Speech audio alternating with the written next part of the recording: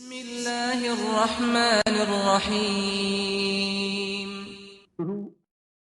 السلام علیکم ورحمۃ اللہ وبرکاتہ۔ میں آپ لوگوں کو خوش آمدید کہتا ہوں صراط مستقیم چینل پر۔ آج ہماری 16ویں کلاس ہے۔ صرف 5 منٹ کا مدرسہ قرآن و حدیث کی روشنی میں۔ نمبر 1، اسلامی تاریخ۔ قوم سمود کا ذکر قرآن مجید میں 23 مرتبہ آیا ہے۔ قوم عاد کی ہلاکت کے بعد یہ عرب کی مشہور اور قدیم ترین قوم ہے۔ اس کا نسب حضرت نوح علیہ السلام کے بیٹے سام سے ملتا ہے۔ حجاز و شام کے درمیان وادی ستہرہ کے میدان میں ان کی آبادیاں تھیں، جن کے کھنڈرات و نشانات آج بھی موجود ہیں۔ ان کا دارالحکومت مدینہ طیبہ سے شمال کی طرف مقام ہجر میں تھا، جسے اب مدائن صالحہ کہتے ہیں۔ اس قوم کا زمانہ حضرت ابراہیم علیہ السلام سے پہلے کا ہے۔ یہ اپنے وقت کی مہذب، ترقی یافتہ، طاقتور اور بڑی مالدار قوم تھی۔ پہاڑوں کو تراش کر بڑی بڑی عمارتیں بنانا اور سنگ تراشوں کو بھاری مزدوری دے کر بڑے بڑے بت بنوانا ان کی زندگی کا محبوب مشغلہ تھا۔ ان کے دلوں میں بتوں کی اتنی عقیدت و محبت پیدا ہو گئی تھی کہ اللہ تعالیٰ کو چھوڑ کر انہی کی پوجا کو اپنی نجات کا ذریعہ سمجھنے لگے تھے۔ جب اس قوم کی شرک و بت پرستی حد سے بڑھ گئی تو اللہ تعالیٰ نے ان کی ہدایت و اصلاح کے لیے حضرت صالح علیہ السلام کو رسول بنا کر بھیجا۔ نمبر 2، حضور صلی اللہ علیہ وسلم کا معجزہ۔ سب سے بڑا معجزہ قرآن ہے۔ قرآن کریم سب سے بڑا معجزہ ہے جو آپ صلی اللہ علیہ وسلم کو دیا گیا۔ خود رسول اللہ صلی اللہ علیہ وسلم فرماتے ہیں، جتنے پیغمبر گزرے ہیں ان سے ہر ایک کو ایسے معجزے دیے گئے جن کو دیکھ کر لوگ ایمان لائے۔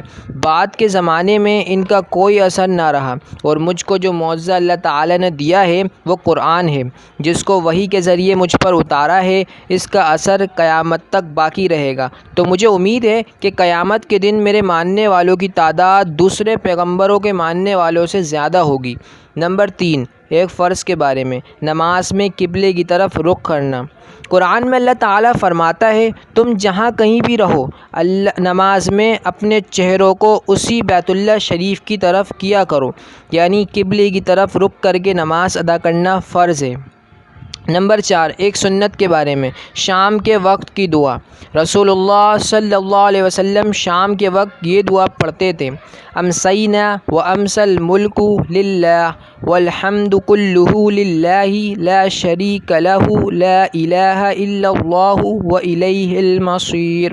ترجمہ: ہم نے اور پوری دنیا نے شام کی اللہ کے لیے، اور تمام تعریفیں اللہ کے لیے ہیں، اس کا کوئی شریک نہیں، اللہ کے سوا کوئی معبود نہیں ہے، اور اسی کی طرف لوٹنا ہے۔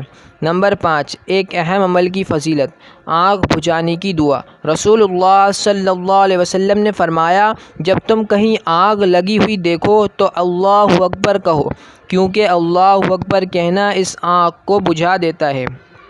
نمبر 6، ایک گناہ کے بارے میں، تنگی کے ڈر سے فیملی پلاننگ۔ قرآن میں اللہ تعالیٰ فرماتا ہے، اپنی اولاد کو تنگی کے ڈر سے قتل مت کرو، ہم ان کو بھی رزق دیں گے اور تم کو بھی، بے شک ان کا قتل بڑا گناہ ہے۔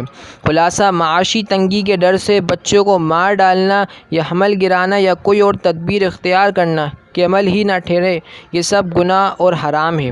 نمبر 7، دنیا کے بارے میں، دنیا کی چیزیں چند روزہ ہیں۔ قرآن میں اللہ تعالیٰ فرماتا ہے، جو کچھ بھی تم کو دیا گیا ہے وہ صرف چند روز زندگی کے لیے ہیں، اور وہ اس کی رونق ہے، اور جو کچھ اللہ تعالیٰ کے پاس ہے وہ اس سے کہیں زیادہ بہتر اور باقی رہنے والا۔ کیا تم لوگ اتنی بات بھی نہیں سمجھتے؟ نمبر 8، آخرت کے بارے میں، اہل جنت کو خوشخبری۔ رسول اللہ صلی اللہ علیہ وسلم نے فرمایا، ایک پکارنے والا جنتیوں کو پکار کر کہے گا، تم ہمیشہ تندرست رہو گے، کبھی بیمار نہ ہوگے، تم ہمیشہ زندہ رہو گے، کبھی موت نہیں آئے گی، تم ہمیشہ جوان رہو گے، کبھی بوڑھے نہیں ہوگے، تم ہمیشہ خوشحال رہو گے، کبھی محتاج نہ ہوگے۔ نمبر 9، طب نبوی سے علاج، میتھی سے علاج۔ رسول اللہ صلی اللہ علیہ وسلم نے فرمایا، میتھی سے شفا حاصل کرو۔ فائدہ: میتھی کا جوشاندہ نزلہ اور زکام کو دور کرتا ہے، پرانی کھانسی، پیٹ کے پھوڑوں اور پھیپھڑے کی بیماریوں میں بہت نفع بخش ہے۔ سینے میں جمے ہوئے بلغم کے لیے بے حد مفید ہے اور قبض کو دور کرتا ہے۔ نمبر 10، نبی صلی اللہ علیہ وسلم کی نصیحت۔ رسول اللہ صلی اللہ علیہ وسلم نے فرمایا، مشرکین کی مخالفت کرو، داڑھی بڑھاؤ اور مونچھوں کو خوب کتراؤ۔